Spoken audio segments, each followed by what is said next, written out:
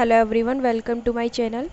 आज हम 10 सितंबर के करंट अफेयर्स डिस्कस करेंगे, ठीक है। और पीडीएफ के लिए डिस्क्रिप्शन बॉक्स में आप लिंक दिया हुआ है साइट का, तो वहाँ जाके आप पीडीएफ डाउनलोड कर सकते हो, ठीक है।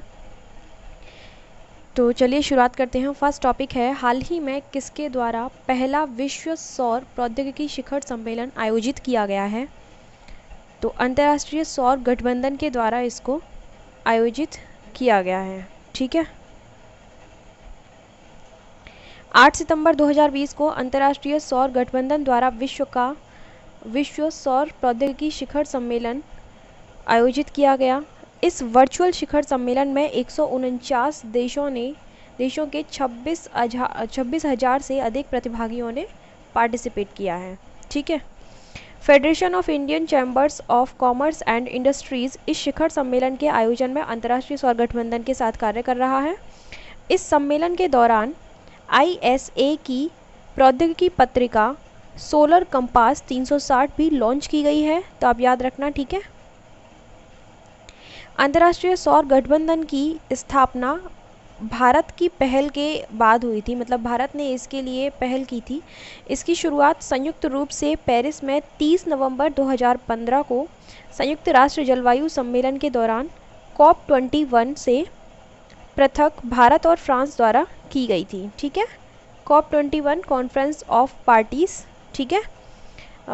तो उससे पृथक भारत और फ्रांस द्वारा की गई थी। इसका मुख्यालय गुरुग्राम में स्थित है, ठीक है। चलिए उसके बाद नेक्स्ट है, हाल ही में किस राज्य ने राज्य भर में संस्कृत ग्राम विकसित करने का निर्णय लिया है? तो वो लिया है उत्तराखंड ने, ठीक है। उत्तराखंड के 2 गांव के निवासियों को संस्कृत सिखाने के लिए एक पायलट कार्यक्रम के उल्लेखनीय प्रगति के बाद उत्तराखंड सरकार ने राज्य भर में संस्कृत ग्राम विकसित करने का निर्णय किया है। इसका उद्देश्य संस्कृत भाषा का प्रसार करना होगा, ठीक है। उत्तराखंड में जो संस्कृत भाषा है वो आधिकारिक रूप से दूसरी भाषा है, ठीक है। संस्कृत जो है उसको दूसरा दर्जा मिला हुआ है।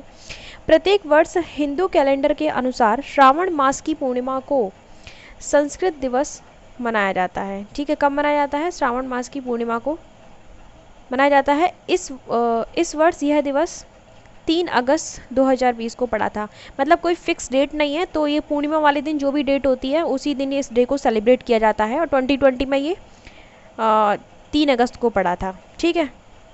नेक्स्ट है, हाल ही में गोविंद स्वरूप का निधन हुआ है, वह कौन थे? तो वह एक खगोल विज्ञानी थे जिनका निधन हो गया है।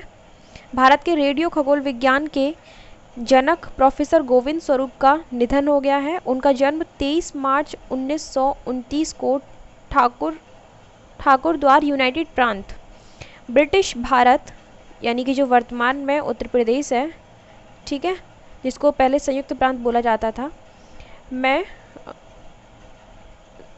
हुआ था, ठीक है। उन्हें पद्मश्री 1973 में उन्हें पद्मश्री मिला था।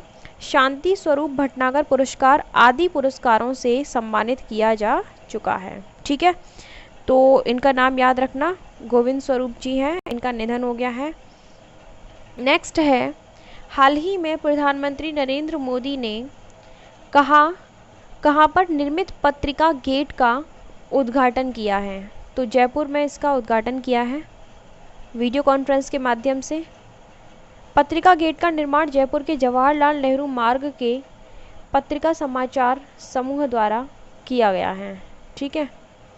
चलिए उसके बाद नेक्स्ट है, हाल ही में वर्ष 2019 के लिए इंदिरा गांधी शांति पुरस्कार से किसे सम्मानित किया गया है?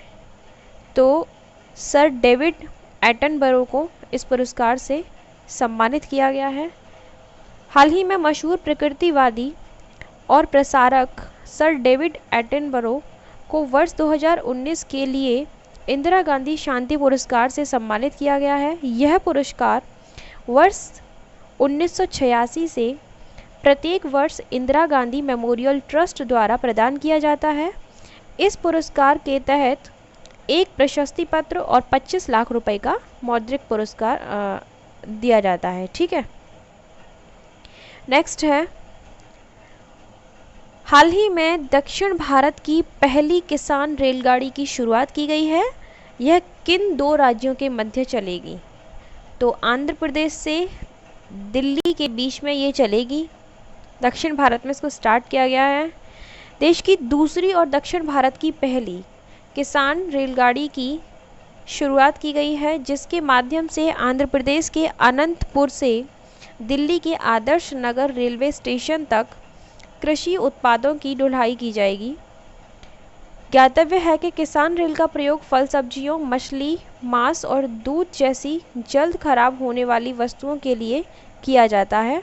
भारत की जो पहली किसान रेल थी, जिसका बजट में, जो केंद्रीय बजट था उसमें भी जिक्र किया गया है, वो महाराष्ट्र से बिहार के बीच चलाई गई थी। ठीक है, तो पहली और दूसरी इन दोनों को याद रखना, में भी क्वेश्चन बन सकता है। ओके, चलिए नेक्स्ट है, हाल ही में किस राष्ट्रीय उद्यान में 3000 हेक्टेयर से अधिक अतिरिक्त भूमि शामिल करने को मंजूरी दी गई है?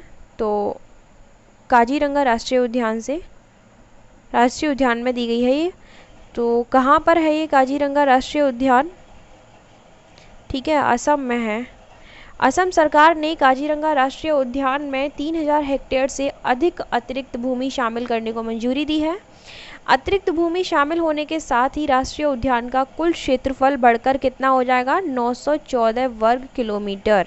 ठीक है, काजीरंगा राष्ट्रीय उद्यान भारत का सबसे पुराना वन्यजीव संरक्षण क्षेत्र है।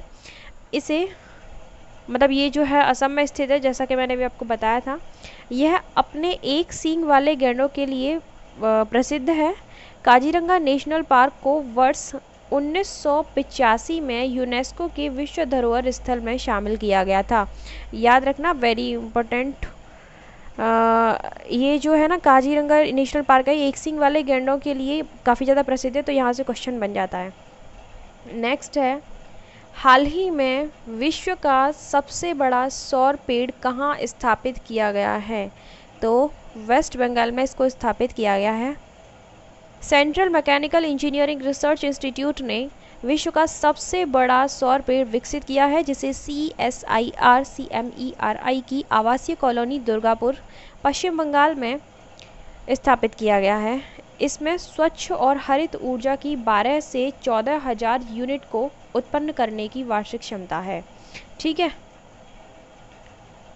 तो आज के लिए सिर्फ इतना ही है। बाकी के करंट अफेयर्स आप लोग प्लेलिस्ट में जाके देख सकते हो, वहाँ पर आपको कंटिन्यू सारे करंट अफेयर्स मिल जाएंगे। और इसकी जो PDF है वो साइट पे जाके आप लोग वहाँ से इजीली डाउनलोड कर सकते हो। ठीक है, और साइट का लिंक डिस्क्रिप्शन बॉक्स में दिया गया है। Thank you so much.